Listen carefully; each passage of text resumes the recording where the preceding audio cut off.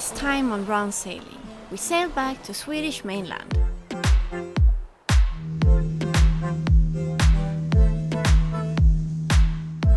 After some time in the archipelago, we went into the city to meet up with my family.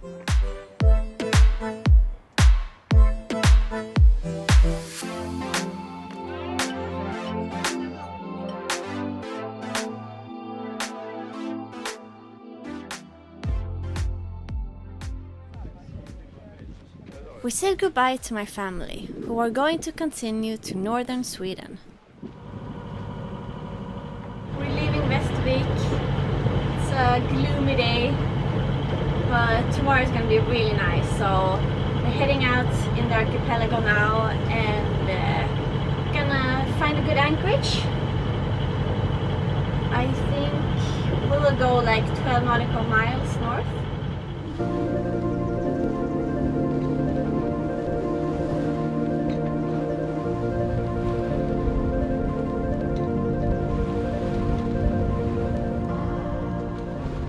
We're heading to a small anchorage between Hasselö and Kolmålsö.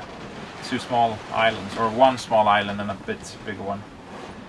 And right now we have almost a beam reach, and it will be a broad reach in a couple of minutes from now, and we'll fall off a bit.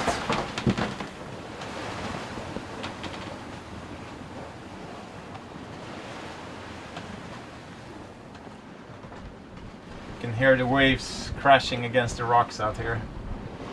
It's pretty narrow. And there is one scary rocks. That's really scary.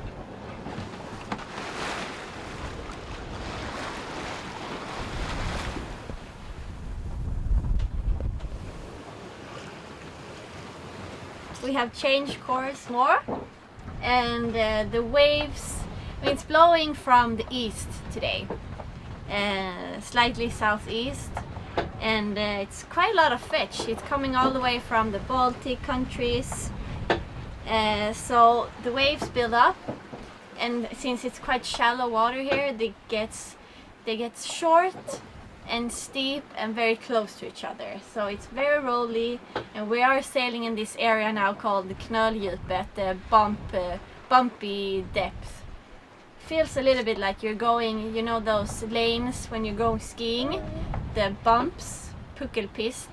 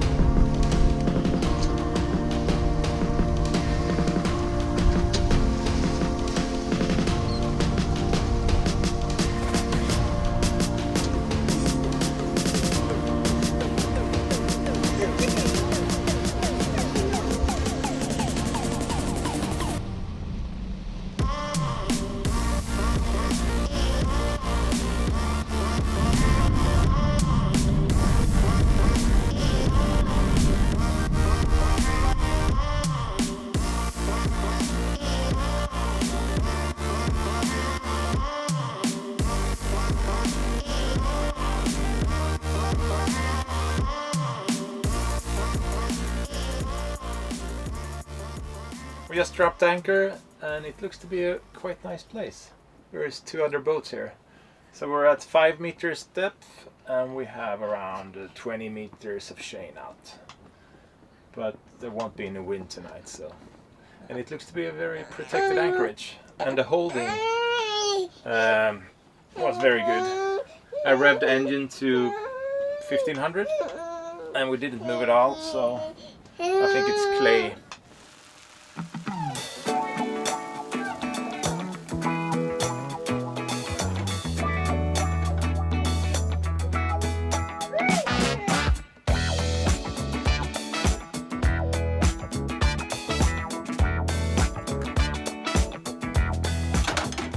Making an omelette for lunch with some feta cheese and mushrooms.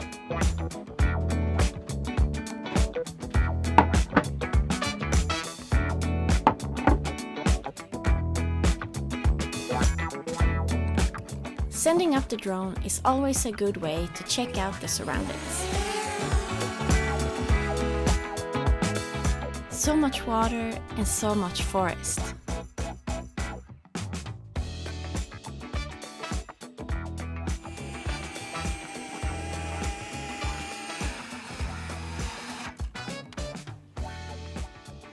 It's a lovely morning, beautiful weather today. This anchorage has been really nice actually. Felt almost like we were in a marina, super flat. I'm going to sail up to another anchorage, about 10 to 15 nautical miles from here. And as always in this area, the navigation is going to be pretty tricky. It's kind of tight in some of the areas here between the rocks. And unfortunately we have headwinds today, not very strong, but I don't think I want to tack on this route we're taking today. So far in most of these shallow areas that we've been passing through, if it's, the chart says like it's 3 meters, it's more like it's been around 10. But luckily it's been in that way, so it's not the other way around. According to the chart, it should be 2.5 meters around here, but I think it's more around 7 or 8. Oh, it's 11 meters.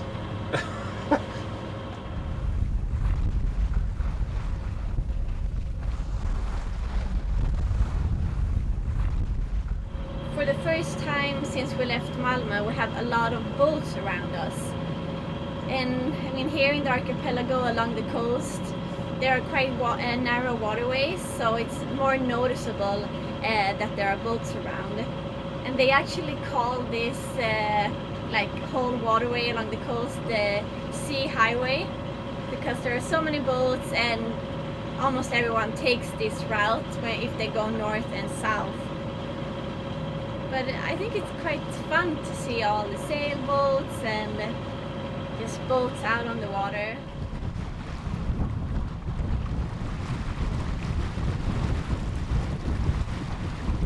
And when you're sailing in here in the archipelago, you really think about how it must have been in the old days sailing here, before GPS and before they put out these markers, and also before they made all the soundings. It's just crazy to think about, because there's not a lot of features to triangulate from, even if you have an accurate chart. And to do dead reckoning in here, navigate by that, it must have been almost impossible, because you change course all the time. And yeah, navigating today is just so easy with GPS and the plotter. You see instantly where you are, compared to back then. Compared to only like, I don't know, 20 years ago. It's a big difference. And of course, this technology has opened up sailing and cruising in places like this for more people, making it a lot easier.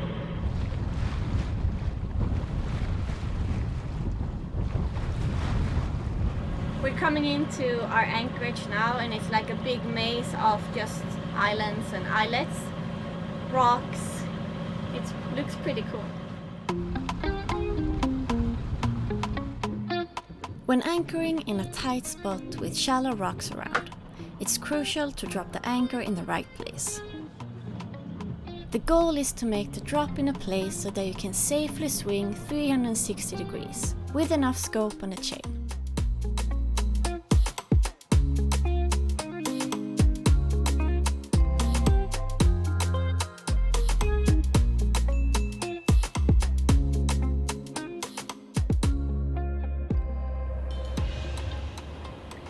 We're past midsummer solstice, so the evenings are already getting shorter, but the golden hour still lasts forever.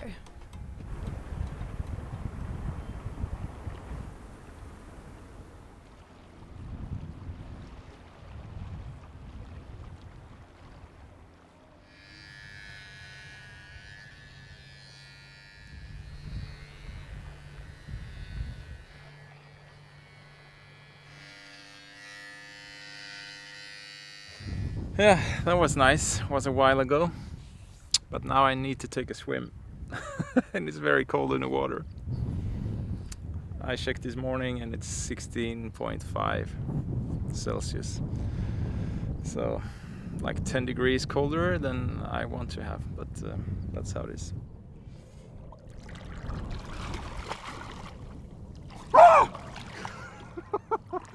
That's really cold, but I guess it's kind of nice once you're in.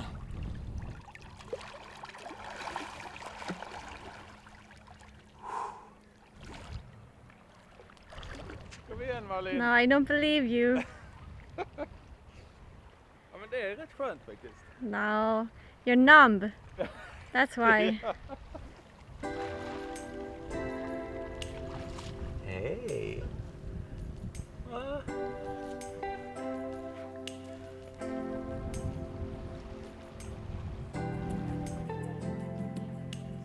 We're hanging out on the rocks.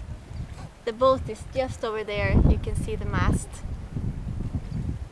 We took the dinghy and went around and in here in this really shallow area, so we had to row in, and it's really nice. There are so many like cozy little places where you can go ashore and hang out.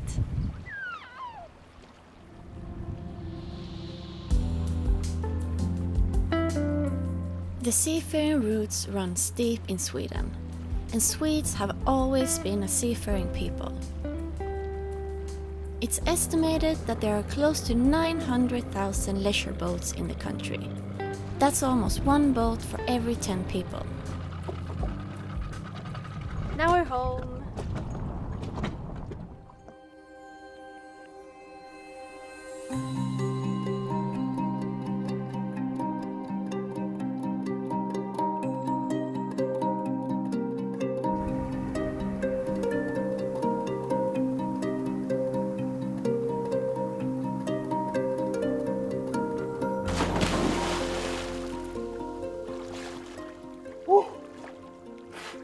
A lot of jellyfish in the water.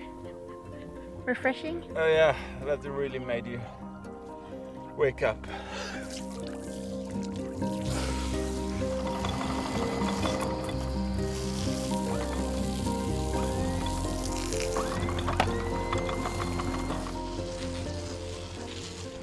We're leaving Kritholmen and we're heading north. About 3 hours north from here.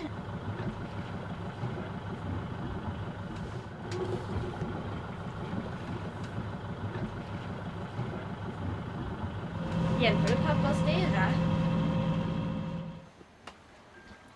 We have 6 nautical miles left, and this is what today's route looks like. What's left of it. You have that pink track.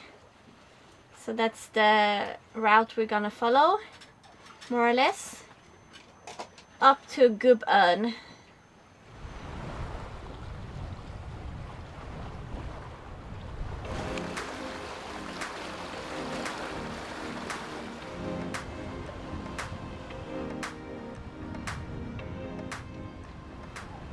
We have quite many of these archipelagos in Sweden. A lot of it is here on the east coast, all the way up to the far north really. And then we have a really beautiful one on the west coast as well. And I think in total there's around 270,000 islands combined around the Swedish coast.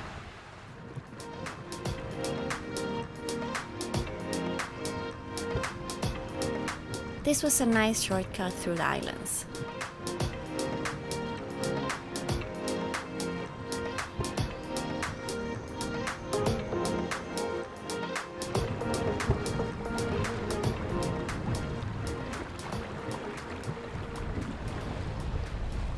It's so cool to sail this close to the islands, especially in these light conditions. You just glide.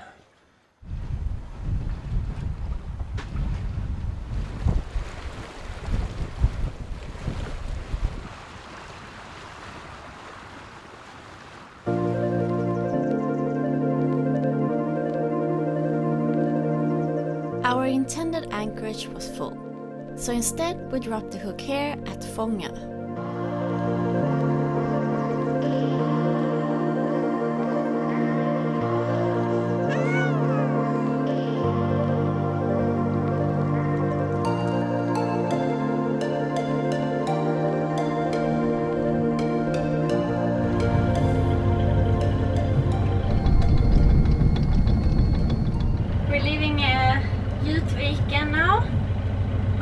anchor, and we have 7 nautical miles to our next stop, which is Hallstena. That was some serious clay, really thick, like pottery clay. Like, yeah, seriously, this grey type of clay that you used when you to make pots, you know. Several kilos of it, so maybe we should have saved it. I don't know, it was just a layer of the normal mud, and then beneath that the anchor had dug really deep and picked up this really nice clay. But it was very hard to get off the anchor. But I guess the holding would have been super nice in here. The anchor must have dug in really good. Yeah.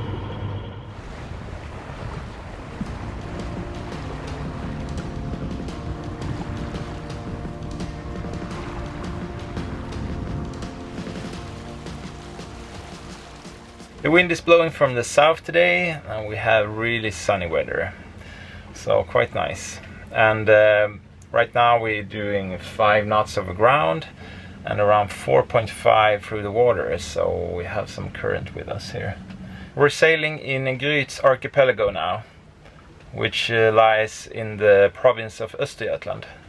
So a new archipelago and another province in Sweden. It's really beautiful here, and these parts of the archipelago is quite small. Like I said, this one is called Gryts, and the next one up north that we're coming to is called Sankt Anna. And after that I think we'll head in for the canal, Göta Canal.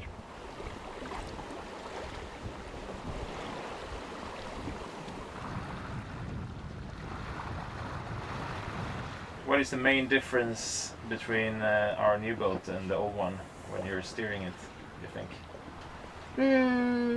This one, round 2, she tracks better than the old boat because she has a longer keel. And you notice that you don't have to be as active in the steering as on the old one. This like tracks better through the water and keeps the course. And beside from that, I really love this sitting position, that you can sit here and you see perfectly out through the windows and on the sides, and it's a perfect height of this bench. It's very comfortable as well.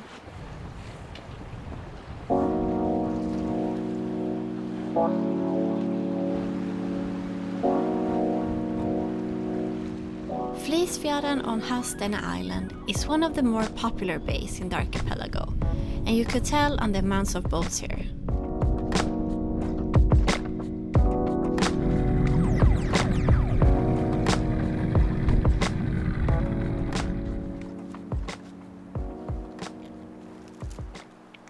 Åh gud. Och de är jättegoda. Så mycket. 2 years ago, I was picking blueberries in Alaska, and now I'm picking blueberries in Sweden, and here we don't have to worry about any bears around. Not here, at least. Not here. Yeah, we have brown bear in the main, further north. Här, smaka. Taking a walk across the island. There's a bakery on the other side, about a kilometer away through the forest here.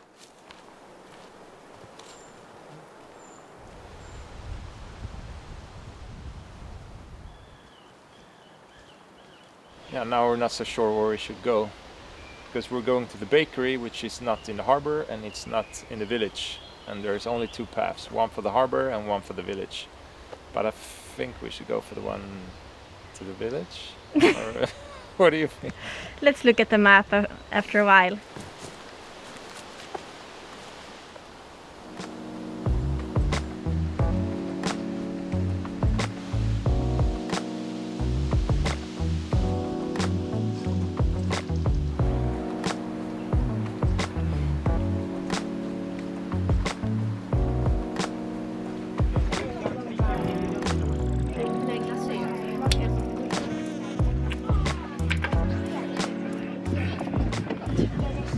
Was it good? Yeah, homemade, fresh made buns.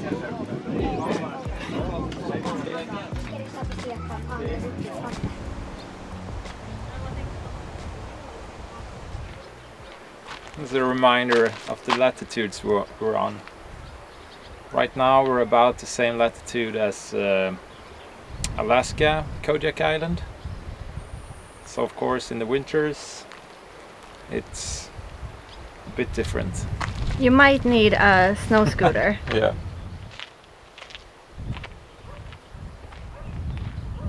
So many red houses. I guess the paint manufacturer makes a lot of money in this business. A lot of red color. And we call this type of red falurödfärg. Here on the other side of the island is a small harbor, a restaurant, and even a little grocery store.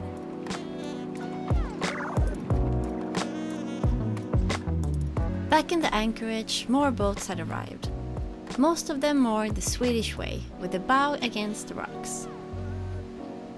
Most people here in Sweden seem to prefer mooring this way, instead of swinging on the anchor, at least here in the archipelagos. We're much more used to swinging on the anchor, and think that's the easiest way and the most secure. But I guess you prefer what you're most familiar with. As always, thank you so much for watching. We hope you liked the episode, and if you want to see more, don't forget to subscribe. If you would like to support our production, you can check out our Patreon page.